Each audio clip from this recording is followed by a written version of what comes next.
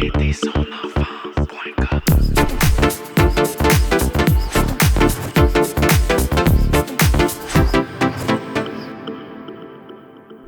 êtes toujours à l'écoute du balado aidersonenfant.com qu'on fait en collaboration avec la Fondation Jeunes en tête. Je suis toujours accompagné de Pamela André-Nérette, psychothérapeute. Pamela André, merci d'être là. Ça me fait plaisir. Alors, on aborde le thème de la dépression chez nos jeunes. Dis-moi, quels sont les facteurs qui peuvent causer une dépression chez nos jeunes? On s'entend généralement pour dire que la dépression, c'est multifactoriel. Donc, ce qu'on appelle biopsychosocial, là. Biologique, c'est tout le bagage qu'on hérite de nos parents puis qu'on transmet à nos enfants. Donc, on transmet pas juste la couleur de nos yeux, de nos cheveux. On transmet tout un bagage émotionnel, ce qu'on appelle un peu la transmission intergénérationnelle. Il y a des facteurs qui sont psychologiques. Ça, on peut penser à ça, par exemple, l'expérience qui est plus subjective de nos jeunes. Donc, comment un jeune vit les différents stresseurs, ce qui déclenche, ce que ça déclenche en lui comme pensée, comme émotion, comme comportement. Il y a des enfants qui sont plus sensibles que d'autres. Il y a des enfants qui vont plus se sentir responsables, qui ont une estime de soi un petit peu plus fragile, qui vont comme intérioriser plus vite les problèmes, donc sont peut-être plus à risque de développer un affect dépressif. Puis la dernière chose, c'est les facteurs sociaux. Donc ça, c'est des déclencheurs que les parents, je pense, connaissent un peu plus, là, des déclencheurs comme l'intimidation, qui est quelque chose de très sérieux, la violence vécue, témoin de la violence, les violences dans les relations amoureuses, des ruptures amoureuses, des ruptures amicales, évidemment des drogues aussi. Ça, c'est des facteurs qui peuvent être aussi précipitants. OK. J'en profite pour dire aux gens qu'on a un balado sur les ruptures amoureuses et les ruptures amicales qu'on a fait avec la Fondation Jeunes en tête. Donc, allez écouter ça pour faire le tour de ce sujet-là. Si on revient à la dépression et les traitements, on sait que la médication est souvent utilisée, mais en même temps, il y a des parents qui ont peur de la médication, des fois la mauvaise presse.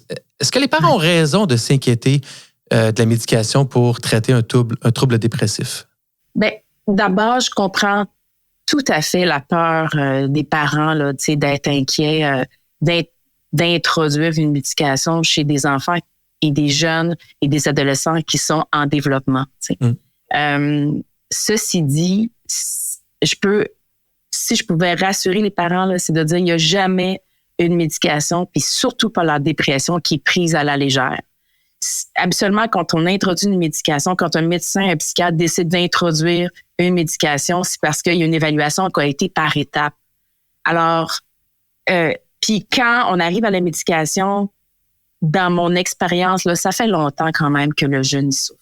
Ouais. Alors, c'est pas la première solution mise en place au premier rendez-vous, là. Non, la première chose qu'on fait habituellement, là, c'est on observe, là, on regarde l'environnement dans lequel on regarde le jeune, on donne un espace aux jeunes pour essayer de voir un espace sécuritaire où est-ce qu'il peut venir se déposer, puis partager ses plus profondes ses préoccupations émotionnelles, relationnelles. On donne un espace. Moi, j'aime beaucoup aussi toujours commencer par les parents, donner un espace aux parents parce que je veux voir dans quel milieu évolue le jeune.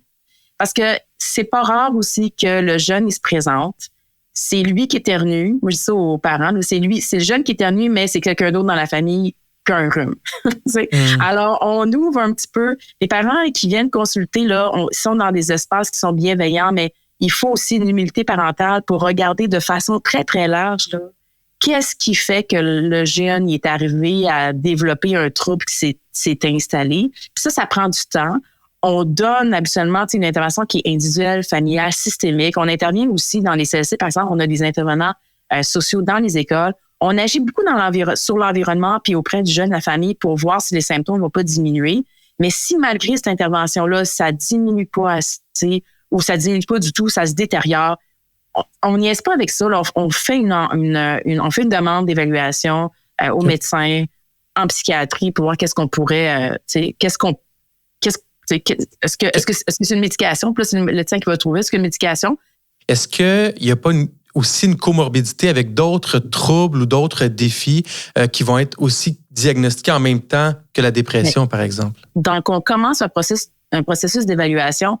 On va trouver peut-être autre chose en cours de route. Il y a des enfants, là, des ados, qui m'arrivent puis qui vont vraiment pas bien, qui sentent pas bien, qui ont beaucoup de symptômes au niveau de la dépression. Fait qu'on commence à faire un peu l'histoire là, de la manifestation des symptômes. Puis on découvre dans le chemin que, tiens, c'est un enfant qui a de la difficulté finalement à se concentrer à l'école. Parce que de la difficulté à se concentrer à l'école, ben il y a comme une dévalorisation de ça parce qu'il n'arrive pas à suivre. Parce qu'il se sent dévalorisé, ben là, il se sent un petit peu plus déprimé. Parce qu'il se sent déprimé, ben là, il est moins concentré. Puis là, il y a une boule de neige parce que là, il fait moins des meilleurs choix. Fait qu'il va s'associer avec des amis qui sont plus ou moins un bon choix, là, tu sais. Ah ouais. Où il va se laisser un petit peu plus intimider, il se défend moins, puis boum, là, on tombe dans quelque chose de... Fait que c'est un peu difficile, là, tu sais, pour les adolescents de dire, ben, qu'est-ce qu'a causé quoi? Ils arrivent, ils sont dans un flou, ils savent pas trop. Les médecins, ils sont bons pour vraiment monitorer, là, autant les signes cliniques que les signes biologiques quand ils donnent une médication par rapport à la dépression. Fait que c'est très soft, c'est une intervention très étape par étape. Mais je comprends là, que les parents qui soient inquiets, mais on ne fait vraiment pas ça n'importe comment. Donc, je comprends que la psychothérapie est un traitement possible, la médication l'est, puis va souvent venir après. Si je suis un parent, puis par exemple, je n'ai pas tout de suite accès à un médecin ou j'ai un rendez-vous dans quelques semaines, quelques mois, est-ce que je peux penser que, ce qu'on entend souvent, bonne nutrition, bon équilibre de vie, sommeil, activité physique, c'est une forme de traitement qui peut aider ou non, ça ne sert à rien de se battre pour ça, ça n'a pas d'impact? Ah non, c'est super important de se battre pour ça. Okay. C'est important que de maintenir... On s'entend, se battre pour ça étant insister avec son enfant. Là. Non, mais j'aime ça parce que des fois, il faut vraiment comme se battre pour l'enfant. On ne laissera pas un enfant, au même titre qu'un mal dedans, là, on ne laissera pas la douleur dégénérer au point que l'enfant n'est plus capable de manger. C'est la même chose pour la dépression. C'est la même chose pour la santé mentale. Il y a des on met la table pour favoriser une santé mentale qui est optimale. Donc, la routine, là, c'est pas parce que les enfants grandissent, les jeunes deviennent ados qui n'ont pas besoin de routine. Au contraire, routine, constance, proximité, engagement parental, soutien, notre présence. Ça, c'est vraiment des facteurs de protection. Est-ce que ça sera suffisant? Peut-être pas. Mais oui, ça fait partie des recommandations qu'on fait absolument là, pour les parents au niveau de la santé mentale. Tantôt, tout à l'heure, je pense que tu disais, qu'est-ce qu'on fait si ça prend un certain temps d'avoir un rendez-vous chez le médecin? Ben, on prend le téléphone, on l'appelle au CLSC et on y va comme ça sort. On est inquiet. Voilà les difficultés de notre enfant. Qu'est-ce qu'on peut faire? Puis on va avoir une réponse à nos questions. Bien justement, dans un bloc qui va suivre, dans ce balado-ci, on rencontre quelqu'un du CLSC qui nous explique les chemins possibles pour les parents. Donc, restez à l'écoute pour ça. Ma dernière question, Pamela André, c'est si on fait rien, peut-être que ça va se régler tout seul? Non. Non? Non, ça ne se réglera pas tout seul. La pensée magique ne marche pas, là. La pensée magique, on aimerait ça, mais ça... On va dire, c'est une passe, ça va passer, la fin de l'année scolaire arrive, ça va passer. Tu sais, toujours trouver le contexte là, qui de transition, mais non. Ben non. Ben, en fait, c'est tout là la différence entre la déprime passagère et la dépression qui est installée.